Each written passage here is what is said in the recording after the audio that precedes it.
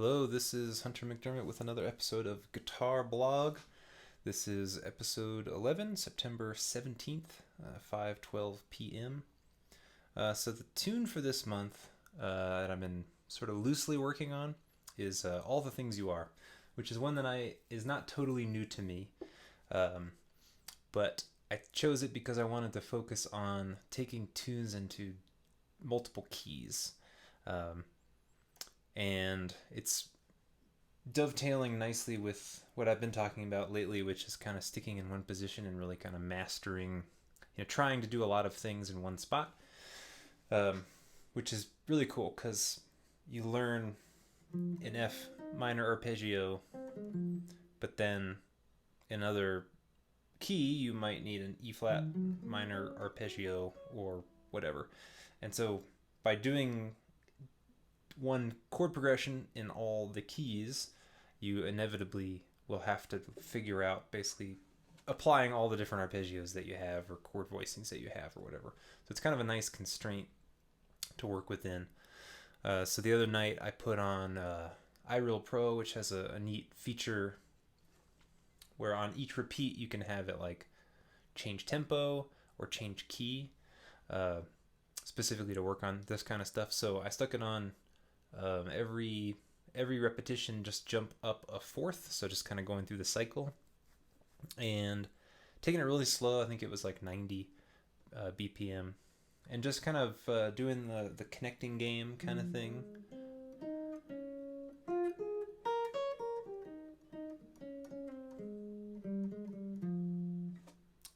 Through all those keys.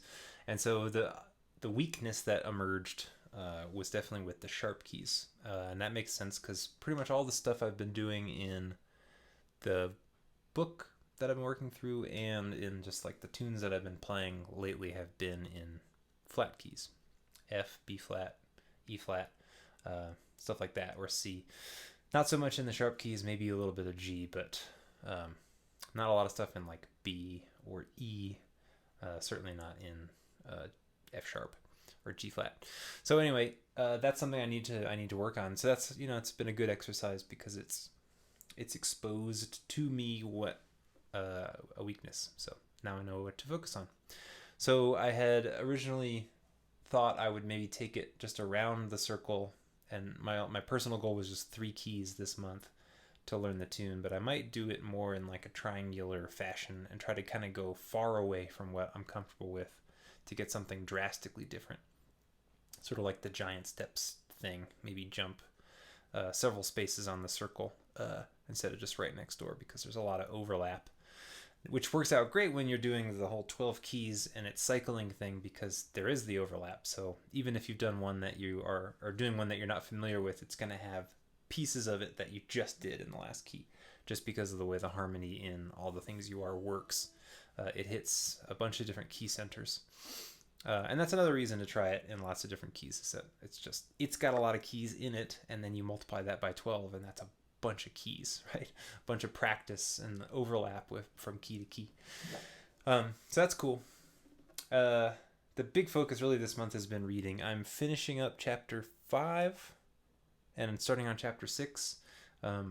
My criteria for like being done with a chapter is when I go through the pieces of that chapter and find out that like I'm starting to memorize certain sections. So I'm trying to work on my sight reading, but I get to a point where like I already just sort of know what this part is because I've been playing it so many times lately. So at that point it becomes less effective as a sight reading tool. So it's a good sign to move on. It doesn't mean that I can necessarily play that piece perfectly, because that's, kind of training a different skill really. You're reading, and I'm working on sight reading, but then you go into the mode that I've been doing the whole rest of my musical life, which is memorizing stuff, and that kind of comes a little bit automatically. But anyway, so that's a good. I think it's important for me when I'm working on stuff to define parameters, like define what success is or what done is or whatever. So for me, if I'm working on sight reading and I start to memorize certain sections of the sight reading pieces, then I can't sight read them anymore. They're not as effective to me. And considering I have a whole book of stuff to work on, just move forward through the book.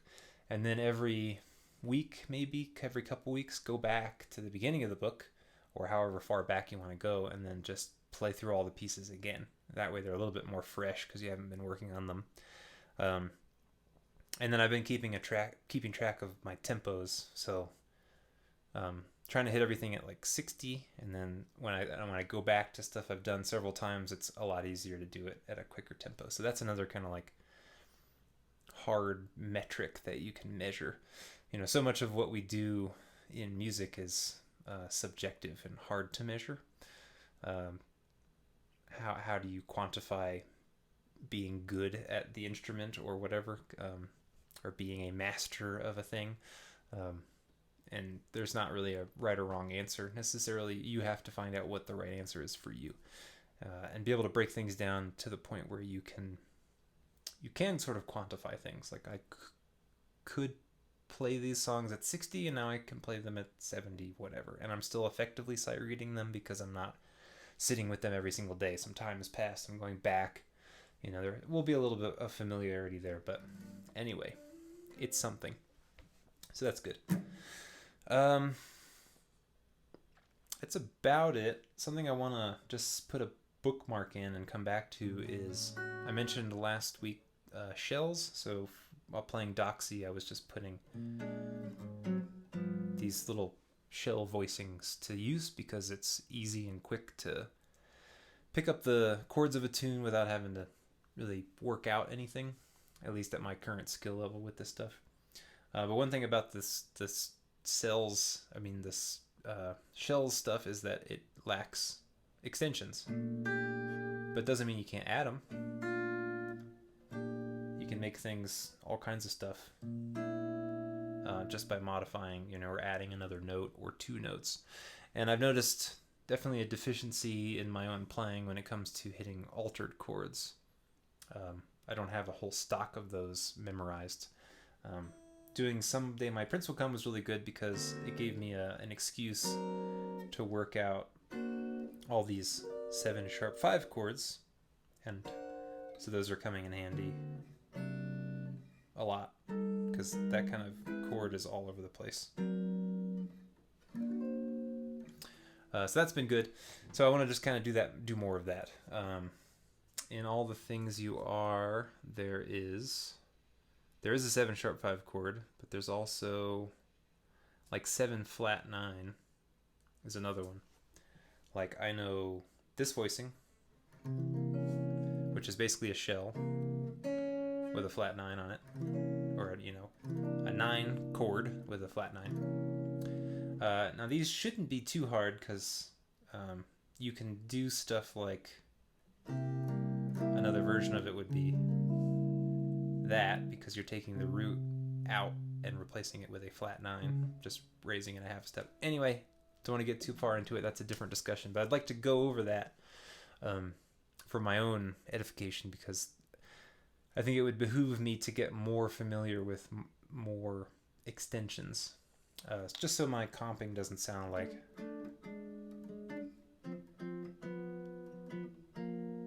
or whatever. That's fine, and that actually works out really great when I'm playing with another comping player like a piano or a second guitar, and I don't want to step on their toes, but it's also pretty boring, and I want to be able to make my comping more interesting. So anyway, I'm putting a pin in that and picking out a pin today, because I mentioned last week talking about wanting to get into practicing phrasing. With the jam that I play with, we often trade fours with the drummer after everybody's had a chance to solo. Then we kind of go around and trade fours with the drummer, and that's a skill. Working on trading fours is a skill, but then it's kind of similar to phrasing in general, which is just making sure that you're giving yourself space in between your ideas, so that it's not just a constant barrage of notes. Because I tend to meander when I do that. I'm just like, I feel like I have to play so much stuff, and then I keep playing and playing and playing. And the more notes you play, the higher the chances that you'll play some notes that don't sound so good. Anyway, so I thought I'd wrap up today's video by taking All the Things You Are, which works out great because it is 36 measures. So that's, 9 lines of 4. So it's an odd number, which means that as I repeat the form, I won't be hitting the same line that I just did. So what I'm going to do is I'm going to solo over the first 4 bars, skip, next 4, skip, so on and so forth, and just go through that a few times. And I might comp in between if I feel like it, but otherwise I'm just going to take a break, think about some ideas, and then come back in and just kind of see how it goes. I haven't done very much of this, but I'd like to do more of it, and I think it'd be a good exercise for you too, possibly. Okay, I think that's it for this week, so I'll leave you with some noodling, some phrasing work on this tune, and then we'll call it. I don't know how long I'll go. Here we go, but we'll see. All right, here we go.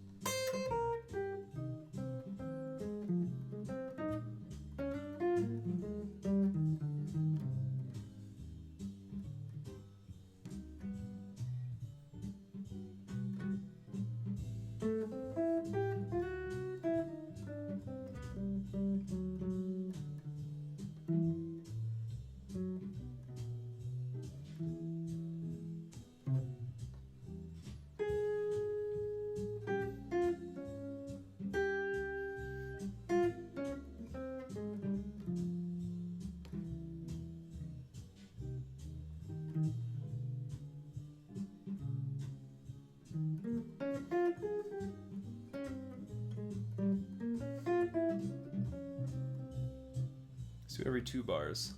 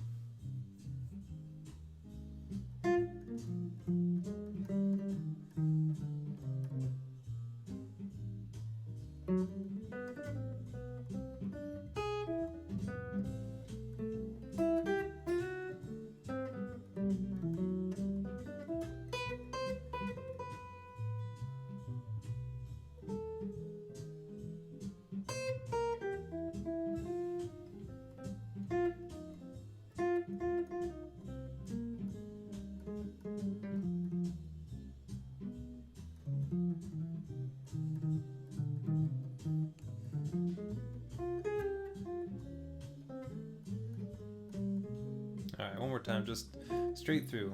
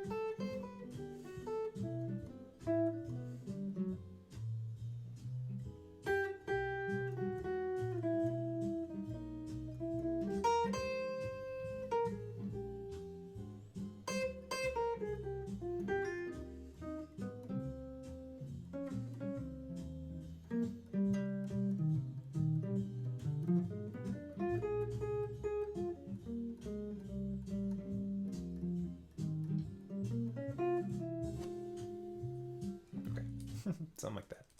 All right, I wasn't terribly consistent, but anyway, that kind of stuff is cool. Makes you it helps you also work on keeping track of where you are in the tune, because you're not hitting every single thing. You're giving yourself these breaks, so you have to follow along either by ear or by with your eyes going across the music. Make sure you don't get too lost. And then I just was experimenting there with doing 4 bars and then trying shortening it to 2, seeing how that was different, and then at the end just letting myself solo all the way through, but keeping in mind the spaces that I had been leaving in previous exercises. So trying to continue to leave space when I'm not restricting myself to where I play, but still trying to play in that same kind of fashion. So anyway, I would like to do more of that kind of stuff.